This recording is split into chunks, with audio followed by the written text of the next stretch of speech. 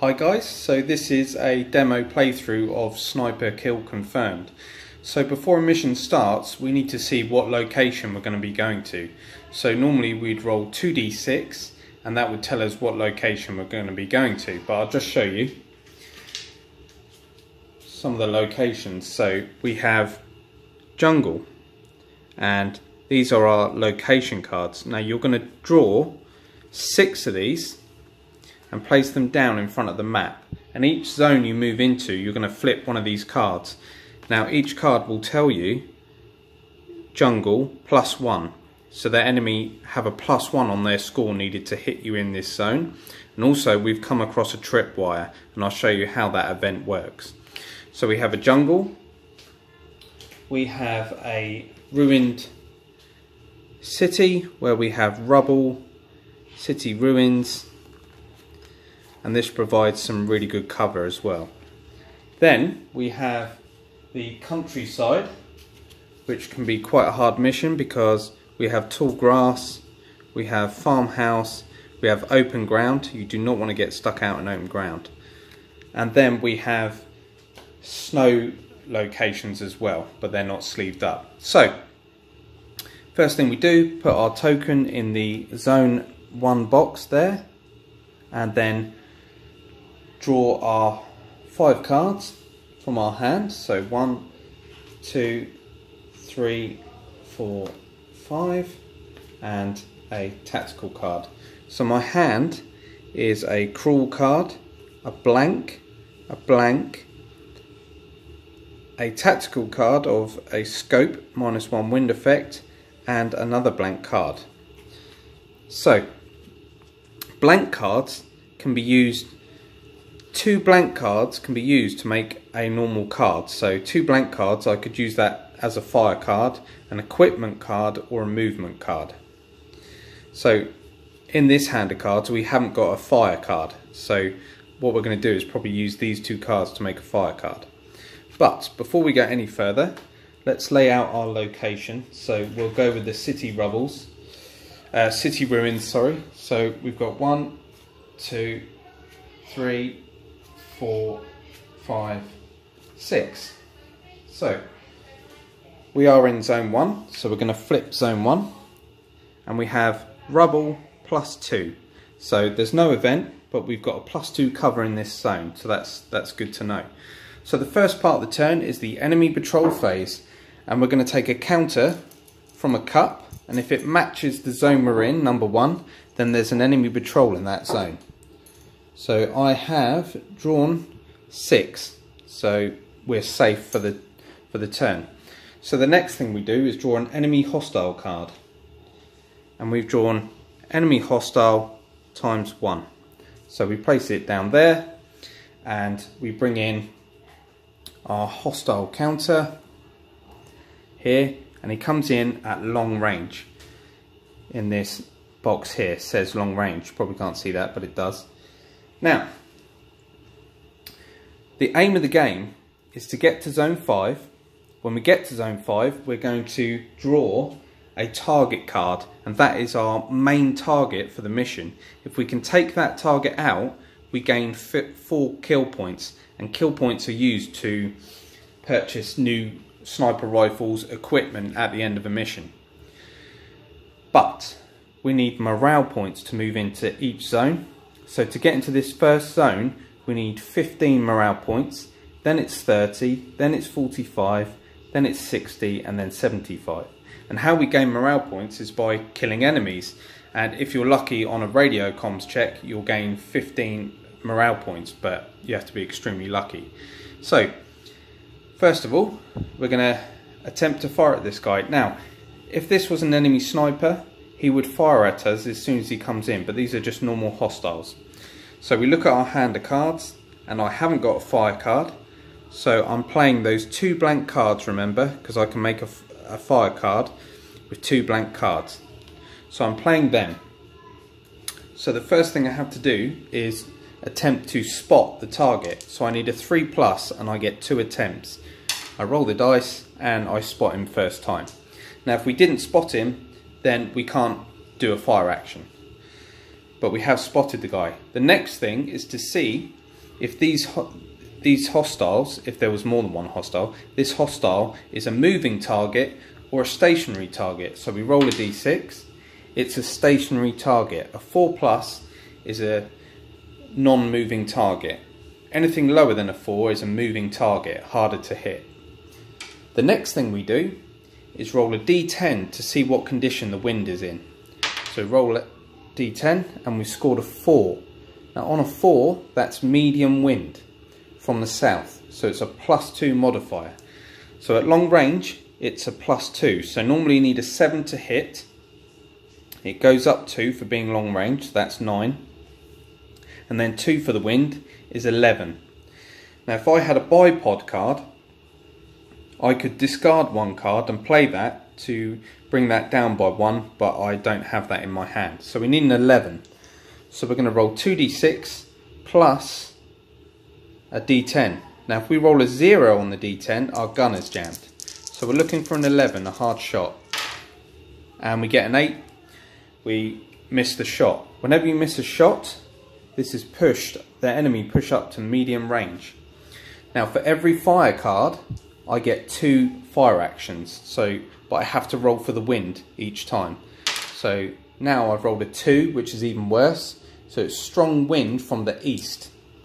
But I'm going to play my tactical card, Scope, and that means I can bring that down, so we're now on medium wind, so it's a +2, so instead of +3 it's a +2. So medium range is a +1, so normally 7, so it's an 8 for medium range, and then 9, 10 for being medium wind. We roll the dice and we get an 11. So we've killed this guy, he's removed, we remove the card, and we gain 5 morale points.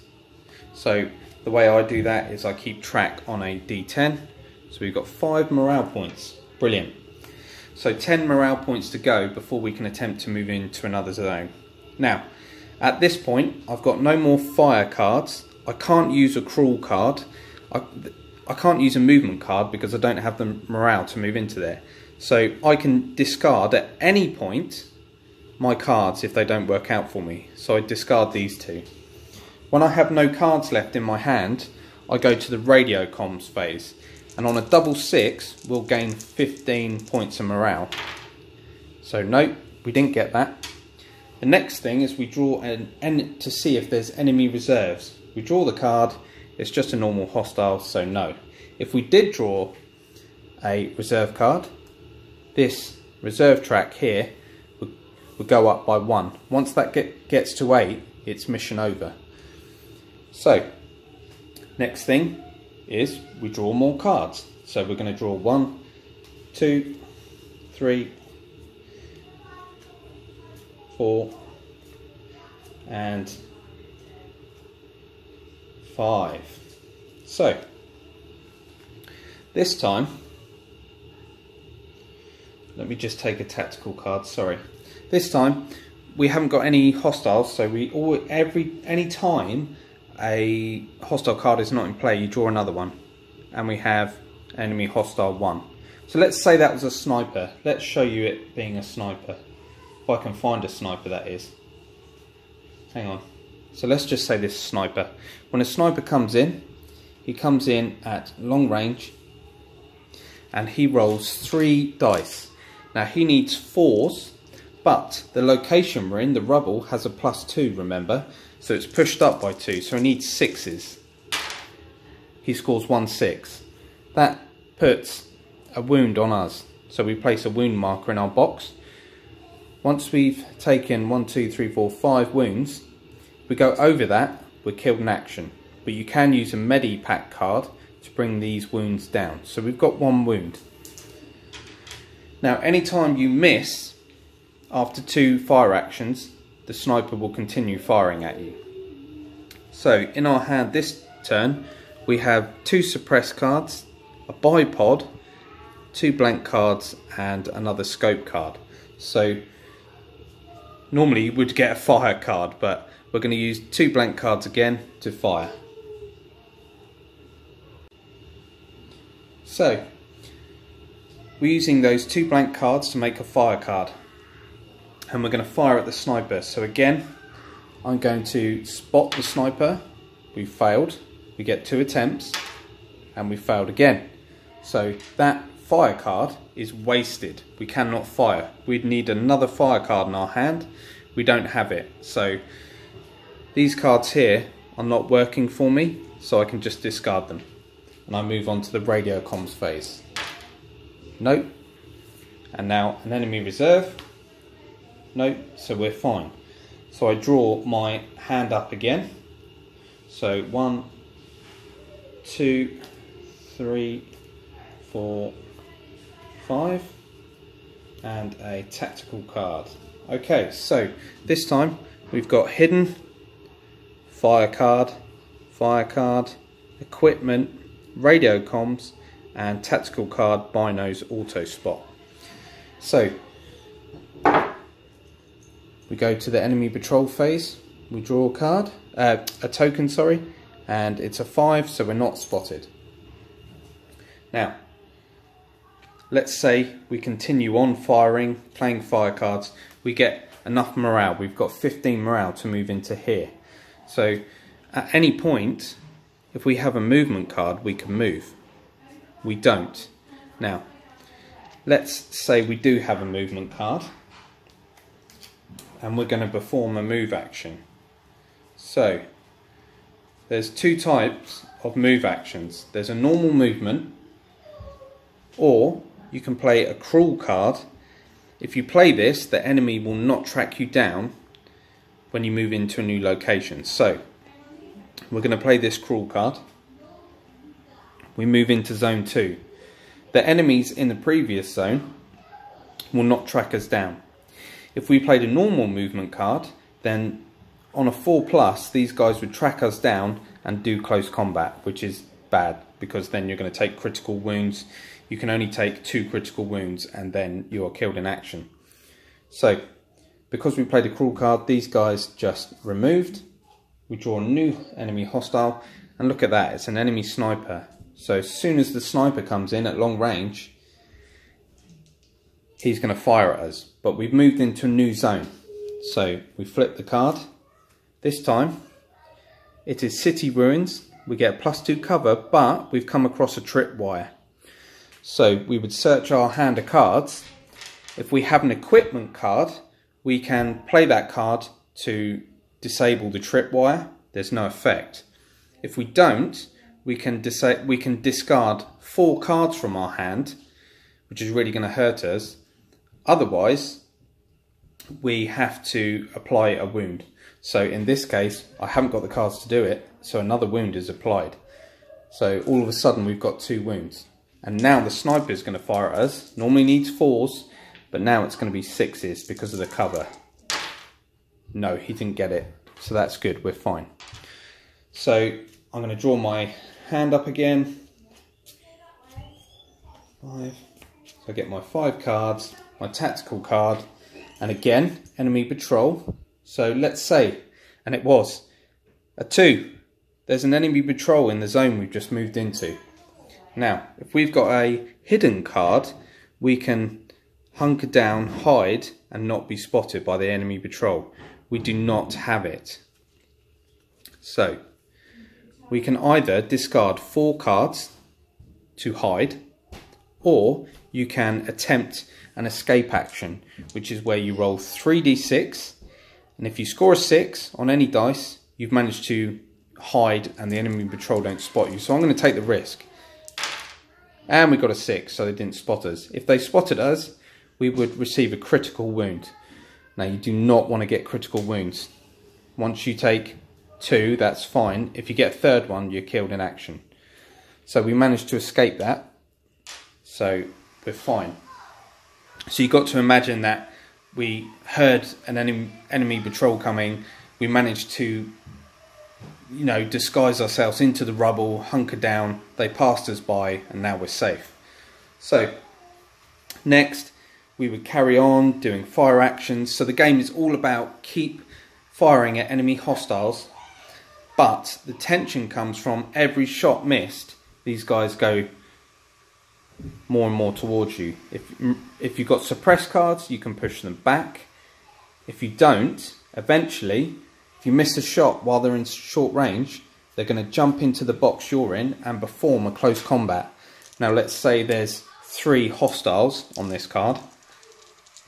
They're going to need 6s to cause a critical wound on you. It's normally 4s, but our location gives us a +2. We're fine. If they did, we'd receive a critical wound. Then they are removed and the enemy reserve track goes up by 1.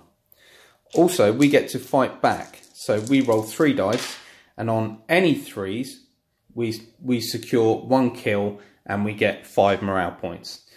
And then the enemies are removed. So again, next you draw another hostile card. It's another sniper. So he's going to fire at us again, coming in at long range in zone 2, needing 6s. He scores a 6, so we're now up to 3 wounds. So in our hand of cards,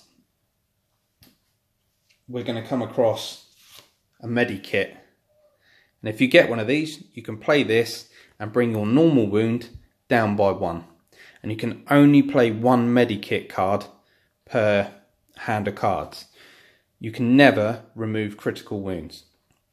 So it provides this real tension of, do I let my wounds get up here or do I use those medikit cards? It makes sense to use them, but if you don't have that in your hand, eventually you're going to get right up here. So let's say we've managed to get into zone 5, and each zone we've flipped all these cards. We've gone through events that will be Claymore or Tripwire, or if you're lucky, no event. So we've got to zone 5, and luckily for us, it's rubble. There's no event, but it provides no cover this time. Now, we're going to draw a target card. Our target card for the mission. Target is at medium range. It's a moving target, but if we manage to take it out, we gain 4 kill points. And we can play 2 fire cards, but no more. But before we can attack this target, any enemy hostiles in zone 5 have to be eliminated first. So once they're eliminated, this target card goes into play. I would then play a fire card, and I would need to roll for the wind.